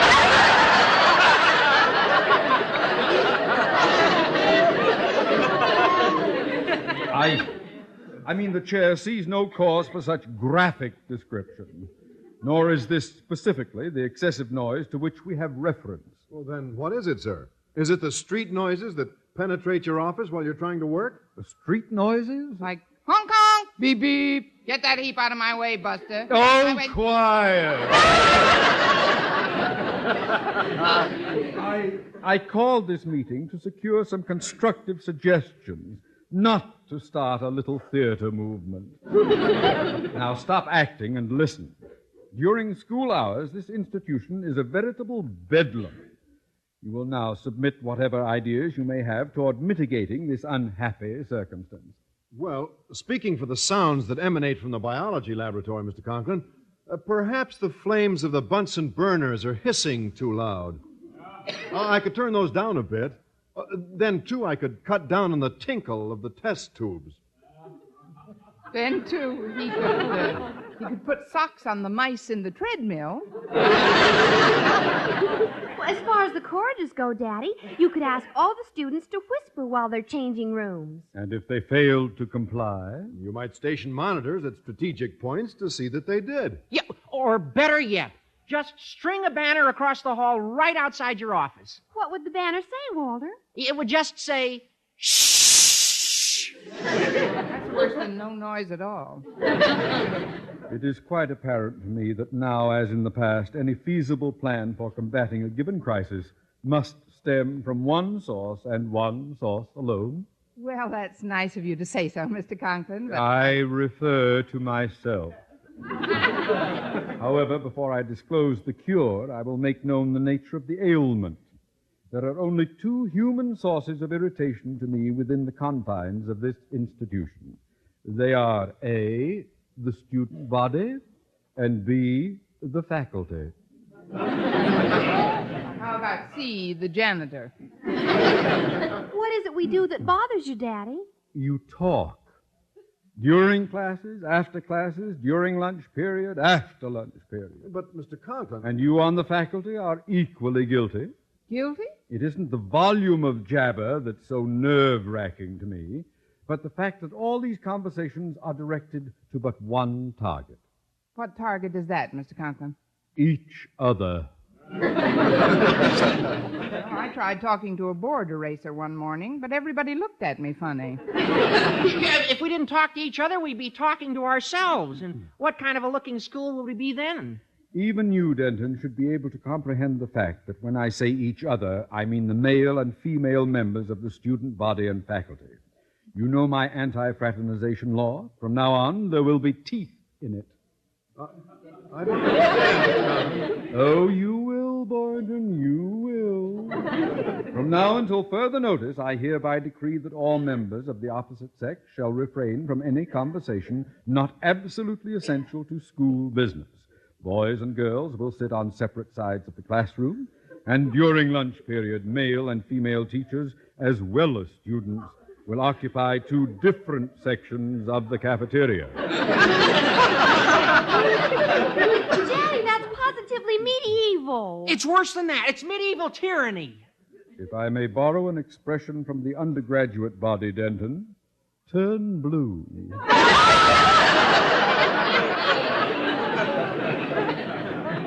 Just a minute, Mr. Conklin. May I say something to you? First, I'd like to say something to you. I wish you wouldn't. I don't look good in blue. That is, speaking for the faculty, sir, I'm afraid this edict of yours will be met with considerable resentment. The temper of the faculty doesn't concern me in the slightest, Miss Brooks. Needless to say, stringent punitive measures will be taken if anyone violates my order. But, sir, perhaps such stern measures won't be necessary. If you'll permit me to address the school assembly, I think I could get your point across by relating a humorous anecdote pertinent to the subject.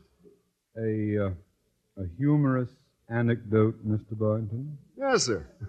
I told this story at a recent biology club meeting, and it was received with considerable enthusiasm by my fellow biologists. I bet they laughed so hard they dropped their frogs. Anyway, this story involved some extremely humorous characters. Their names are Timothy Sweeney, Patrick Clancy, and Seamus O'Houlihan. You see, it's about three Irish fellas. It's going to be about a bank teller in Dutch Guiana. Please, Miss Brooks, let Mr. Boynton finish. To be perfectly candid, when I discovered this anecdote in an old anthology of humor, it was couched in rather antiquated terms. However, by rephrasing it, I've brought it up to the minute. So, without further ado, here goes. One day, Sweeney, Clancy, and O'Houlihan were about to take a written examination preparatory to entering the police force. Now, see here, Begorra, O'Houlihan exclaimed with a merry twinkle in his Irish eye. I'm going to get the highest mark of anyone in the room. Now, what do you think of that? I don't know. What do you think of it? I'm not finished, Miss Brooks.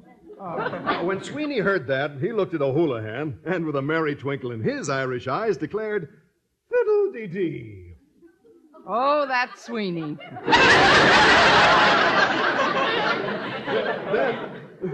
Then Clancy, with a merry twinkle in his Irish eyes, averred, "Faith, and you'll get the lowest mark. Be chafers."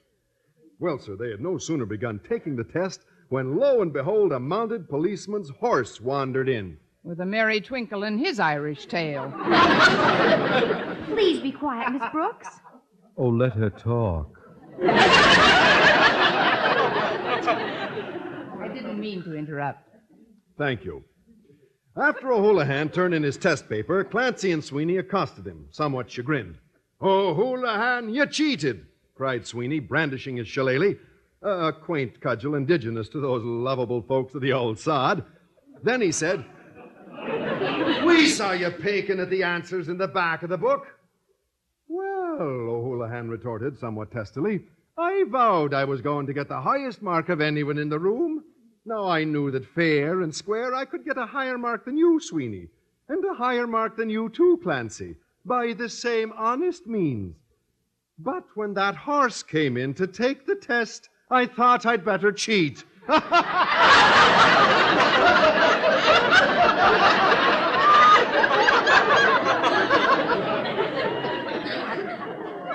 Don't you get it? I don't particularly want it.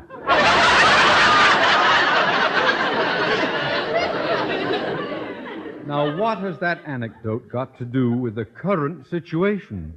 Well, it's about cheating, Mr. Conklin.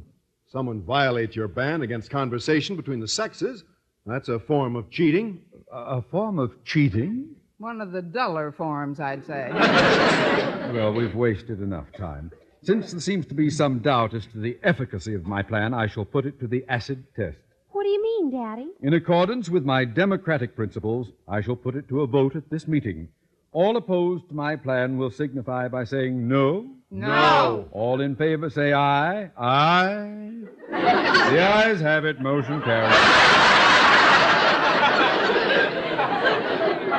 But, Mr. Conklin, what about our nose? Keep it out of my business. Aye, aye, sir.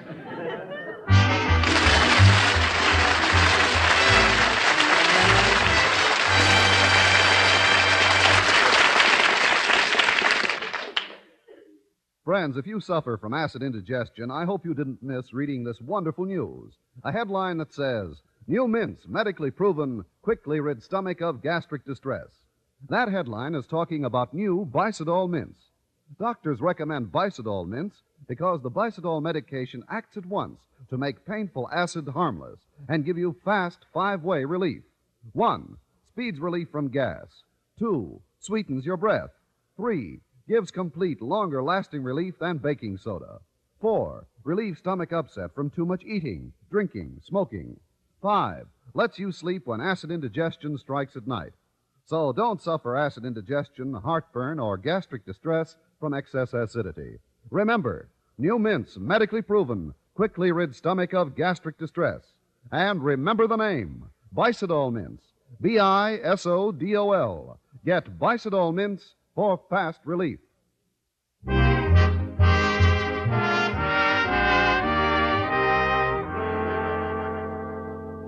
Well, at lunchtime, one half of the school cafeteria was roped off for males and the other half for females. But despite this barrier, Walter Denton managed to slither past my table and surreptitiously slipped me a cryptic note. The note directed me to report to an abandoned stockroom in the basement, and it also contained the secret password by which I could gain admittance. I was loath to take part in such sneaky maneuvers, so I didn't report to the appointed room until 3 minutes later.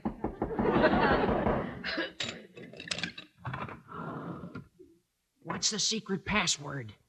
Mr. Conklin is a schnook. Correct. Enter, friend. Well, what do you think of this old abandoned stockroom, Miss Brooks? I think we ought to abandon it. It's pretty stuffy, Walter. Well, you should have seen it before I cleaned it up. This room is my answer to Mr. Conklin's ban against conversation between the sexes. It's a secret meeting place in which a few choice male and female teachers and students may conversationally rendezvous during lunch period. Well, what do you know? A talk-legger. These are rather cramped quarters, Walter, but I must admit it's a good idea. Thanks. Now, about the rates. I charge 10 cents for the first 5 minutes. What? And 5 cents for each additional 3 minutes. Those are about the same rates you pay for a phone call. Yes, but the phone company provides a bigger booth. I'm sorry, Walter, but I'm not shelling out 10 cents just for some conversation. I also told Mr. Boynton about it. He'll be here any minute. Yeah, well, nevertheless, I don't intend... Here's my dime. Where do I sit? You just park any place you like. I'll get it. What's the password? Mr. Conklin is a schnook. Enter friend. I cleaned her from top to bottom, Mr. Boynton. How does she look? Miss Brooks always looks neat to me.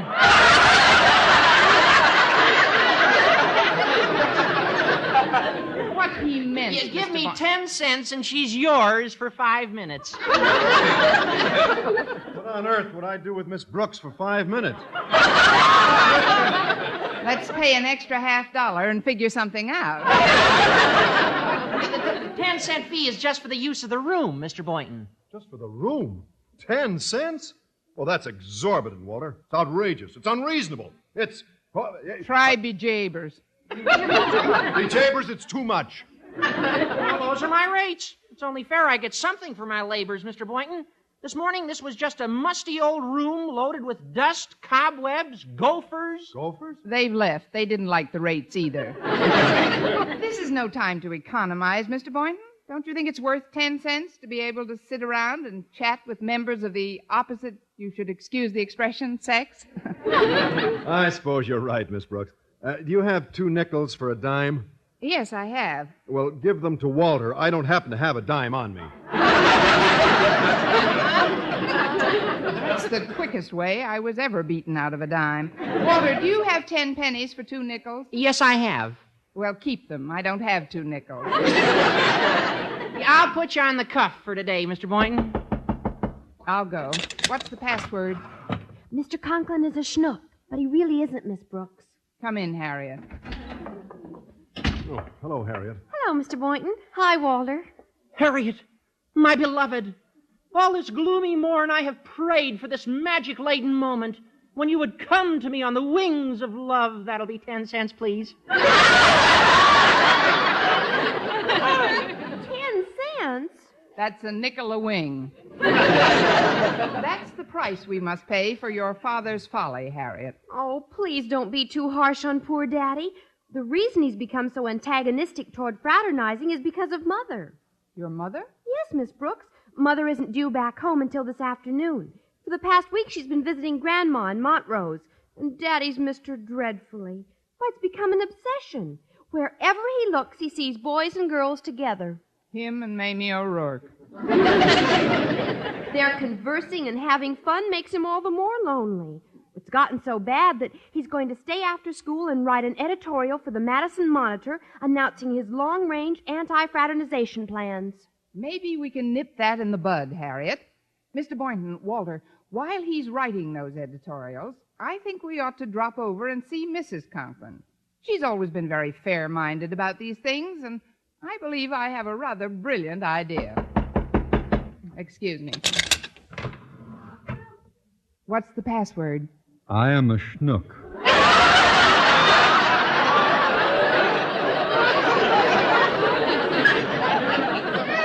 Oh, Mr. Conklin. Curiosity prompted me to read this unsigned, neatly typed note that I found in the cafeteria. Now then, will you open the door, Miss Brooks, or do your rules blackball schnooks over 40? Not at all, sir. Come right in. Daddy! Mr. Conklin. Yipe! So we have the start of a nice little cell, haven't we? Oh, you don't understand, Mr. Conklin. We know nothing about any notes you may have found. We came here merely to do some spring cleaning. Spring cleaning? Yes, sir. We decided that this room must be cleaned out immediately when we discovered that its inhabitants were behaving in a shocking manner and in flagrant violation of your anti-fraternizing rule. Just what do you mean by that, Miss Brooks? The boy gophers were holding hands with the girl gophers.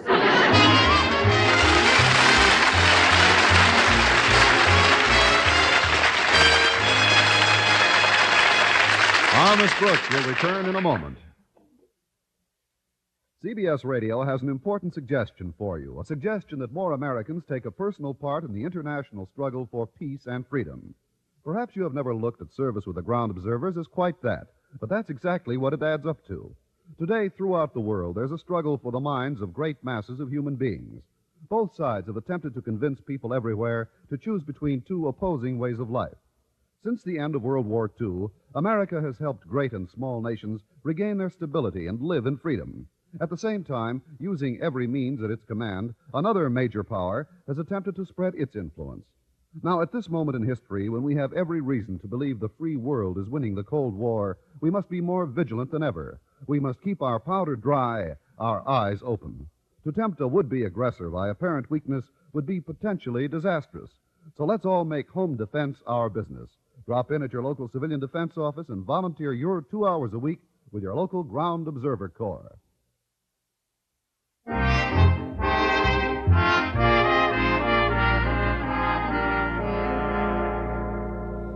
Well, with Mr. Conklin's rigid anti-fraternization rule, Madison High seemed like an occupied country under the heel of a conqueror's boot, rather than the charming, pleasant little prison it had always been. It was obvious something drastic would have to be done about the rule, and that night, with Mrs. Conklin's assistance, we set out to see if we could abolish it. I'll go lend a hand to Mrs. Conklin and Harriet in the kitchen, Miss Brooks. All right, Walter. And need any help setting the table, Mr. Boynton? I'm afraid I do. I'm not much good at this sort of thing. Would you give me a hand? Both. I mean, you're doing fine, I think, but you ought to set those shakers at the far end of the table. Oh, yes. Excuse me, Miss Brooks, but you're standing in the way. Unless you move, I'll have to squeeze past you. I know. Get going. It won't be such a tight squeeze, Mr. Boynton. Just try it for size. Oh, okay. I'll just get you. I'll never get through that way. Now, maybe if I slant my shoulders, I can get through. Oh, Miss Brooks, I'm stuck. So I was wrong. Kiss me.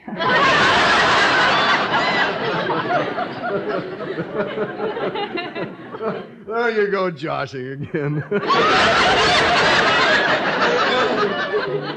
Well, I've got to admit it, Miss Brooks. You're as full of fun as Paddy's pig. And I'm as Irish as a barrel of monkeys. Well, dinner's almost ready, Miss Brooks. Any sign of Osgood? Not yet, Mrs. Conklin. Apparently, he's still working on those editorials at school. Oh, such nonsense. Well, those ridiculous anti-fraternizing rules of his will be a thing of the past if your scheme works, Miss Brooks. And I'll do everything I can to see that it does. We certainly appreciate your cooperation. I'd better move those casserole dishes to the other side of Mr. Boynton. I'm busy mixing the salad, Miss Brooks. You'll have to walk around me. Sounds like a fascinating trip. Mother, Daddy's car just pulled into the driveway. Yeah, and he's got a big bouquet of roses. Oh, dear Osgood, he has missed me, hasn't he? Oh, goodness, I mustn't get sentimental if your scheme's to work, Miss Brooks. We'll see how he likes a taste of his own medicine. Martha! Martha! You, my wandering lovebird! Your mate is home! Well, fly into the dining room, Osgood. Martha, come into my arms. Please, no fraternization. What? Miss Brooks, Boynton, Denton. Hi, Mr. Conklin. Long time no see. Be jabers. What is the unholy three doing here, Martha? We had no place to go, so Mrs. Conklin invited us to dinner. You see, sir, Mr. Boynton's apartment's being painted today. So is my house. Mine, too. Isn't that a coincidence? We made a deal with the same paint company. They only paint one day a week. On Friday. That's why they're called the Friday Paint Company. I see. Martha, if you'll step into the den with me where we can be alone. Sorry, Osgood. No fraternizing. Darling, what are you saying? I'm your husband. That's no excuse. Take off your hat, Osgood. Dinner's ready. But, lover girl, I've missed you terribly. Look, I've brought you flowers. Dump them in the salad bowl. I mean, get a vase, Walter. Now, let's have dinner before it gets cold, shall we? Dinner, yeah. You sit down here, Martha. The seating arrangements are not up to you, Osgood. Since Miss Brooks has helped me to prepare this meal, I've asked her to take charge of serving it. She says she's learned some wonderful methods at Madison. Take over, Miss Brooks. Thank you. You are to be seated at the head of the table, Mrs. Conklin. Harriet, you'll sit to her right, and I'll sit to her left. Mr. Conklin? Yes? You're to have dinner in the kitchen. In the kitchen? With Mr. Boynton and Walter Denton. In this way, the males are separated from the females. Oh, but this is absurd. I haven't seen my wife in a week. This is the way you run things at school, Osgood, and you've got to practice what you preach. Now, into the kitchen with Walter and Mr. Boynton. But, sweetie pie... Come on, Dad, we'll have a ball. Oh, no.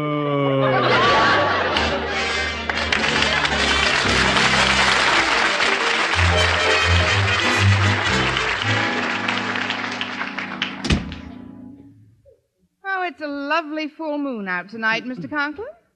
How did you enjoy it in the garden? Frankly, I found it rather unromantic sitting on the hammock between Boynton and Denton. Well, Miss Brooks and Harriet and I are having loads of fun playing bridge, Osgood. Oh, bridge, you need a fourth? Sorry, no fraternization. If you'll escort Walter and Mr. Boynton to the den, sir, I've laid out a set of tiddlywinks for you. Tiddlywinks at my age? Some tiddlies are older than others.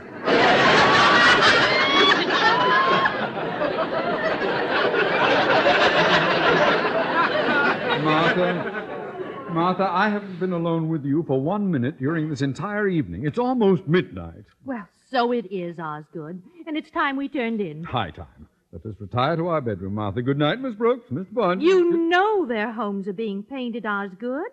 I've asked them to stay over with us. What? What are the sleeping arrangements to be, Miss Brooks? Well, there's only one feasible scheme. You'll sleep with Harriet and me in your bedroom, Mrs. Conklin. And you, Mr. Conklin, will sleep in Harriet's bedroom with Mr. Boynton and Walter. Oh, I will. Don't be rude, Osgood. It's an emergency. You mean I actually have to spend the night with Mr. Boynton and Denton? Not the night, Osgood. The entire weekend. The entire what end?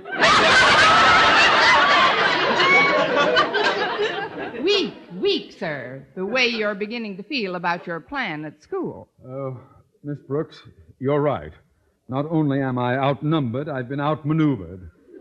However, if I agree to cancel my ban on coeducational conversation at Madison, do you suppose you and your cohorts could find some place to billet yourselves? I'm sure we could, Mr. Conklin. We could all go home. Home? But what about the painters? Oh, haven't you heard? The Friday Paint Company went on strike this afternoon.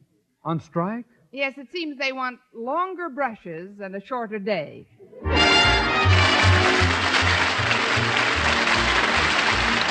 Our Miss Brooks, starring Eve Arden, transcribed, was produced and directed by Larry Burns, written by Joe Quillen and Al Lewis, with the music of Wilbur Hatch. Mr. Conklin was played by Gail Gordon. Others in tonight's cast were Dick Crenna, Bob Rockwell, Gloria McMillan, and Paula Winslow. Be sure to be with us next week for another comedy episode of Our Miss Brooks.